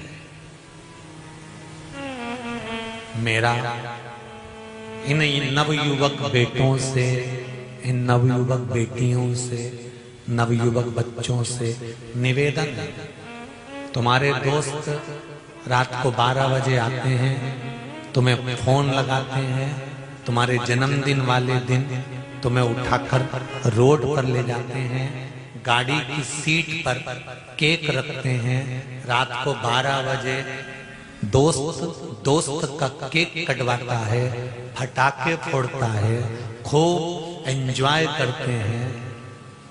पर उन दोस्तों से निवेदन है, अगर तुम सच्चे दोस्त हो,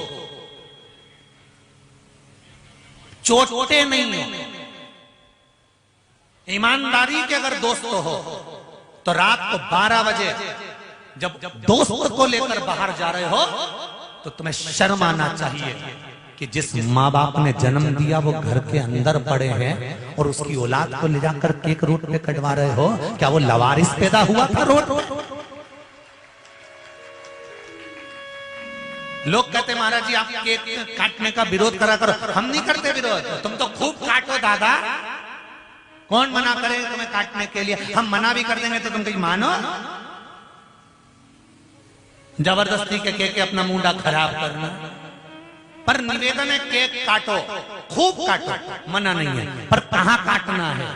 जिस माँ बाप ने जन्म दिया उस माँ बाप को पहले सामने खड़ा करो और उस माँ बाप को खड़ा कर कर उसकी औलाद का फिर केक काटो, तो माँ बाप का भी दिल खुश होगा। वो लावारिस पैदा नहीं हुआ है।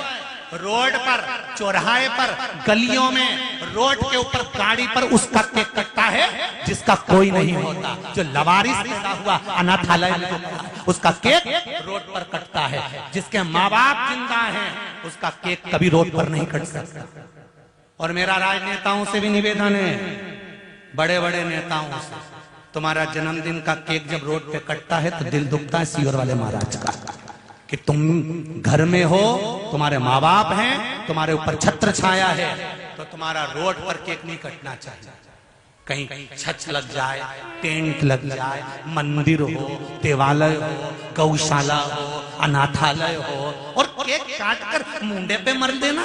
अरे उस 200 रुपए का 500 रुपए के केक को उठाकर मुंडे पे मर देना या चेहरे पर लगा देना, पटक देना, जमीन पर पड़ा रहता है। उस केक को काटने के बाद संभाल कर रख लो, सुबेरे जब जाओ कहीं गरीब दिख जाए, उसके छोरा छोरी एक एक रोटी के लिए तरसते हैं, उनको काट कर दे दीजिए, उसमें सुख का अनुभव हो।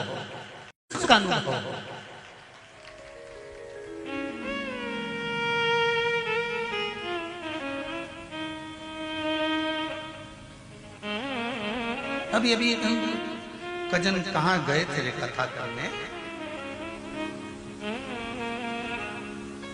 एक बार कहीं कथा करने गए थे, तुम्हारा इतना बड़ा बैनर लगा था, किसी कुत्ते का जन्मदिन था, सफेद कलर का कुत्ता था, उसको टोपी लगी हुई थी और नीचे से उनके घर के फोटो लगे हुए थे, और उसका जन्मदिन इतनी बजे मनाएंगे। क्या नाम था उसका? कुत्ता का। अब अपन तो कुत्ता ही कह लो, नाम से क्या मतलब है? वो कुत्ता का जन्मदिन था, बैनर बड़ा सारा लगा था, सबको पत्र गया, लोग आए भी उस कुत्ता के जन्मदिन पे। धिक्कार है रे इंसान, कुत्ते का केक तू खाए,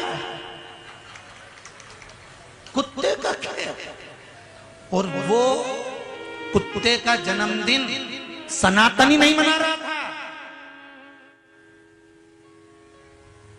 कुत्ते का जन्मदिन सनातनी नहीं मना रहा था।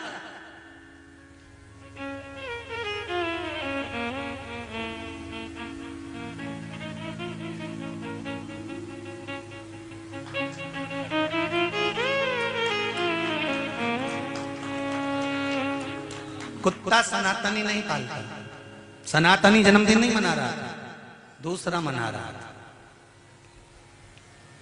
बस जन्मदिन, उसमें पहुंच भी गए ढेर सारे लोग, कुत्ता का केक, कुत्ता का केक। हमने पूछा सबसे पहले केक कटा होगा तो किसको खिलाया था? कुत्ते। फिर बाद में सबको बांट के खिलाया, सबको।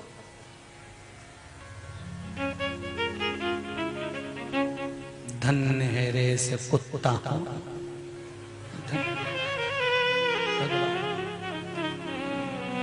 निवेदन करूंगा, मनुष्य का जीवन मिला है, खुश होकर जियो। बड़ा दुख होता है जब मॉर्निंग वॉक में राम राम के नाम के समय पर भगवान की गोमुखी माला तुम्हारे हाथ में होना चाहिए और तुम कुत्ते की डोरी पकड़ के इतना बड़ा चड्डा पहन के होशियार बन के जब घूमते हो ना, तो शर्म आती है तुम्हें देखकर। पर भगवान को भी बड़ी बड़ी बड़ी धन्यवाद देता हूं परमात्मा को कि तूने भी गजब की किस्मत लिखी ये सेठ जी की। इनके घर के बच्चों को दूसरी दासियां खिला रही और बारे किस्मत वाले तू घर के कुत्तों को खिला रहा। तेरे घर के बच्चों को छीछी, छीछी समझ में? तेरे घर के बच्चों को छीछी वो दासियां करा रही, नौकर चाकर करा रहे, बहन बेटियां करा रही, और तू कुत्ते को छीछी कराने मॉर्निंग वॉक में जा रहा है। किस्मत धिक्कार ऐसी किस्मत को। एक आध बार मिल जाए बस शंकर भगवान, उनसे पूछ लूं इसने कौन सा पुण्य करा था। शंकर भगवान से पूछो तो करा क्या था, और अपने आप को होशियार, इतना बड़ा बरमुंडा पहन लिया, चड्डा टी शर्ट, कुत्ता घुमाते फिर माननी बात में। अरे शान सत्ता चली गई रे। सवेरे सवेरे उठो, हाथ में गौमुखी माला रखो और राम नाम श्याम नाम गाया करो, प्रभु के दरवाजे पे जाया। राम नाम श्याम नाम गाया करो, प्रभु के दरवाजे पे जाया करो। राम नाम श्याम नाम गाया करो, प्रभु के दरवाजे पे जाया करो। राम नाम श्याम नाम गाया करो, प्रभु के दरवाजे पे जाया करो। भगवान की भक्ति में डूबने का प्रयास।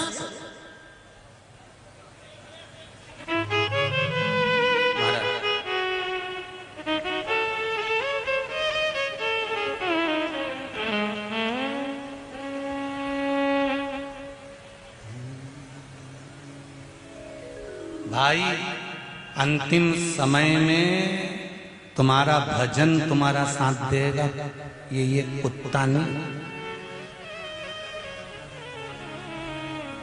भजन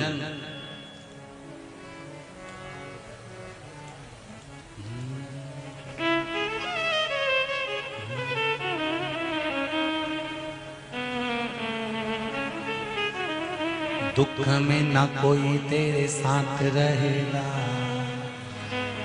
दुख में ना कोई तेरे साथ रहेगा। एक ही रहने वाला है, साथ रहेगा तो बोले, जरा जम के तो बोलो। दुख में ना कोई तेरे साथ रहेगा, दुख में ना कोई तेरे साथ रहेगा। साथ रहेगा तो भोलेनाथ रहेगा, साथ रहेगा तो भोलेनाथ रहेगा। दुख में ना कोई तेरे साथ रहेगा, दुख में ना कोई तेरे साथ रहेगा। अरे साथ रहेगा तो भोले, साथ रहेगा तो तो भोलेनाथ रहेगा। अरे साथ रहेगा तो भोलेनाथ रहेगा, साथ रहेगा तो भोलेनाथ रहेगा। हरिओम हरिओम जप हरिओम हरिओम जाप किए जाओ, हरिओम हरिओम जाप किए जा। हरिओम हरिओम जाप किए जाओ। ओ शिव जी का नाम सुबह शाम लिए जा, शिव जी का नाम दिन रात लिए जाओ। शिव जी का नाम सुबह शाम लिए जा। शिव जी का नाम सुबह शाम लिए जाओ। ओ दुख में ना कोई तेरे साथ रहेगा, ओ दुख में ना कोई तेरे साथ रहेगा। अरे दुख में ना कोई तेरे साथ रहेगा, ओ दुख में ना कोई तेरे साथ रहेगा। साथ रहेगा तो भोलेनाथ रहेगा, ओ साथ रहेगा तो भोलेनाथ रहेगा। साथ रहेगा तो भोलेनाथ रहेगा। ओ साथ रहेगा तो भोलेनाथ रहेगा। सिर पे ये दोनों भोले हाथ रहेगा, सिर पे भोलेनाथ रहेगा। ये हाथ शंकर भगवान का सिर पे रखवाना है ना आपको। ये हाथ तारकासुर के प्राण छूट,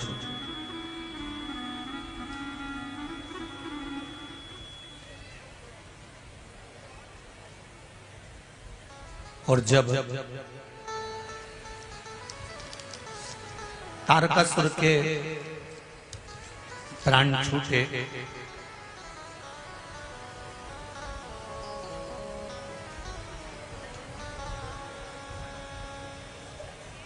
अपने आनंद को आप सभी श्रवण भाव से सुनेंगे।